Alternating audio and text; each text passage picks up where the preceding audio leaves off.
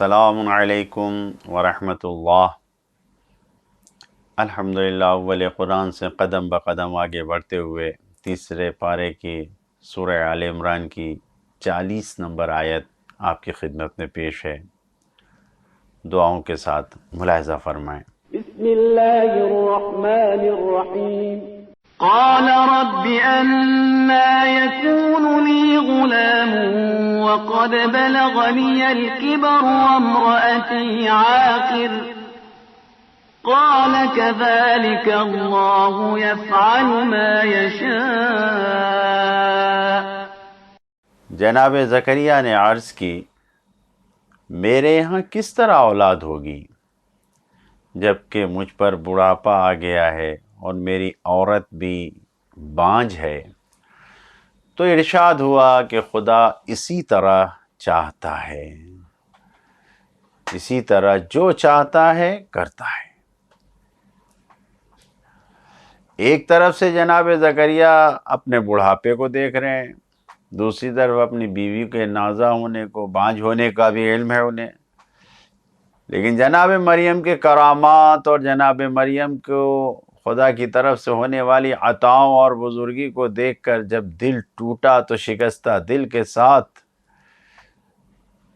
جب خدا کی بارگاہ میں دعا کے لیے ہاتھوں کو بلند کیا، ہنالک دعا زکریا، جب دعا کیا زکریا نے اس وقت اولاد کو طلب کر لیا اپنے، تو اس وقت کیا ہوا اس آیت میں بیان کیا جا رہا ہے، گفتگو جاری ہے کہ جب اللہ نے دعا قبول کر لی تو پھر جناب زکریا فرماتے ہیں، اے اللہ آخر میرے یہاں کس طرح اولاد ہوگی جبکہ مجھ پر بڑھاپا چھا چکا ہے، میں بوڑھا ہو گیا ہوں اور میری بیوی بھی تو بانجھ ہے، تو بھلا ہمیں اولاد کہاں سے مل سکتی ہے؟ تو اللہ تعالیٰ نے جواب دیا، خدا جو بھی چاہتا ہے وہ کر دیتا ہے۔ جو پیغامات ہیں، پہلا پیغام یہی ہے اس میں کہ نا امیدی اور مایوسی کفر ہے۔ فارسی کا ایک مصرع ہے، در نا امیدی بسا امید است۔ جب انسان مایوس اور نا امید ہو جاتا ہے تو اسی میں امید کے دروازے کھل جاتے ہیں۔ قرآن مجید میں گناہ کی 2 قسم بیان کی گئی ہے، اور تقسیم کرتے ہوئے قرآن مجید نے یہ کہا ہے کہ بعض گناہ کبیرہ ہیں اور بعض گناہ صغیرہ ہیں۔ قرآن مجید میں ان تجتنبوا الکبائر نکفر عنکم سیئاتکم، اگر تم نے گناہ کبیرہ سے اپنے آپ کو بچا لیا تو ہم چھوٹے گناہوں کو، تمہارے چھوٹے چھوٹے جو سیئات ہیں، ہم اس کو خود بخش دیں گے، معاف کر دیں گے، مٹا دیں گے، ختم کر دیں گے۔ مثلا کسی نے کہا بھائی 1,05,000 قرض ہے تمہارے اوپر، 1,00,000 تم ادا کر دو، 5,000 معاف کر دیں گے، یعنی چھوٹے قرض کو معاف کر دیں گے۔ اسی طریقے سے تم گناہ کبیرہ سے بچا لو اپنے آپ کو، گناہ صغیرہ کو ہم خود معاف کر دیں گے، خدا کہہ رہا ہے۔ تو قرآن نے 2 طرح کے گناہ بتائے ہیں۔ جب بھی گناہ کبیرہ کو جانا جاتا ہے کتابوں کے ذریعے، علماء کے تحریروں کے ذریعے، روایتوں کے ذریعے، تو سب سے پہلا گناہ کبیرہ جو بیان کیا گیا ہے وہ نا امیدی ہے، مایوس ہونا ہے، اللہ کی رحمتوں سے مایوس ہونا، نا امید ہونا، یہ سب سے بڑا گناہ بیان کیا گیا ہے۔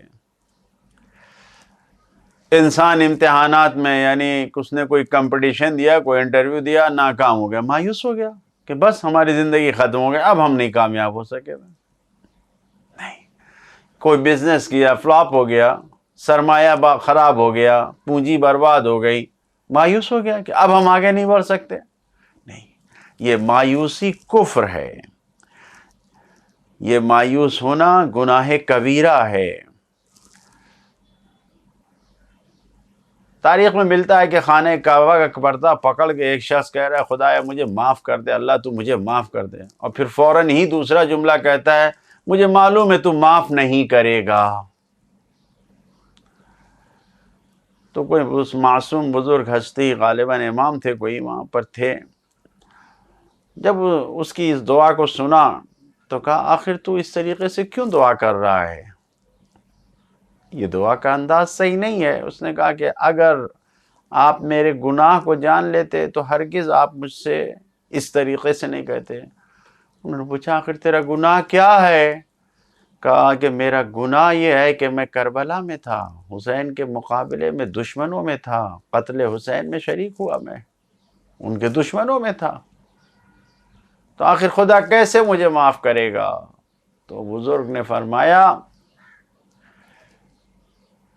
اللہ کی رحمت سے مایوس ہونا قتل حسین سے بڑا گناہ ہے۔ کسی بھی مجرم کو مایوس نہیں ہونا چاہیے خدا کی رحمت سے۔ خدا کی رحمت میں اتنی وسیع ہے کہ اگر انسان گناہگار جا کے توبہ کرے گا، معافی مانگے گا، تو اس کو نجات ملے گی یقیناً۔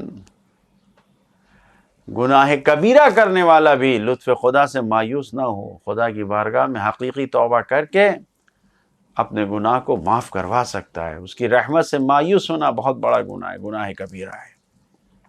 دوسرا پیغام، کمزوری اور ناتوانی کو، یعنی انسان کے اندر خود توانائی نہیں ہے، کمزوری ہے، اس کو بیان کرنا چاہیے۔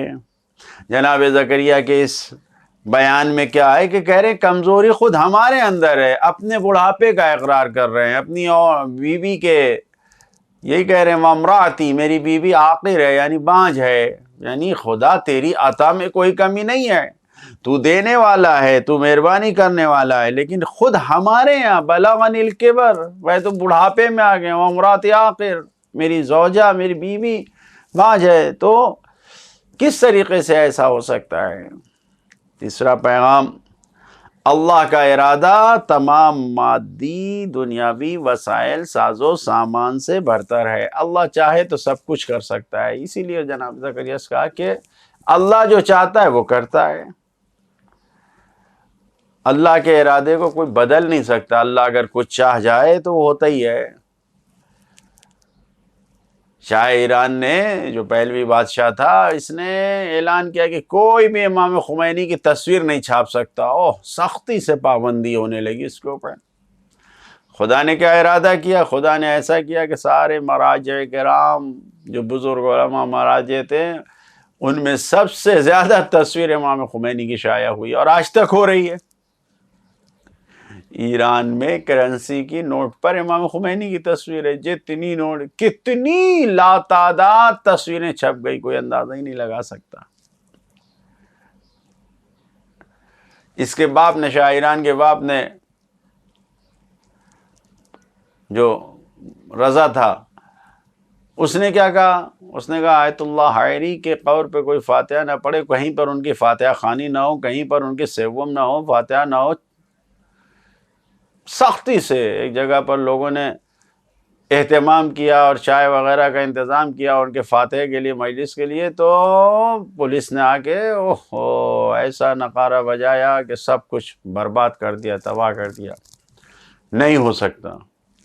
خدا نے کہا اچھا، ایسی قبر بنی ان کی کہ آج تک معصوم قم کے جتنے زائر ہیں، جو بھی بی بی معصوم قم سلام اللہ علیہ کی زیارت کے لیے جاتے ہیں، سب جاتے ہیں آغا حائری کی قبر پہ فاتحہ پڑھتے ہیں، سب جاتے ہیں وہاں پر۔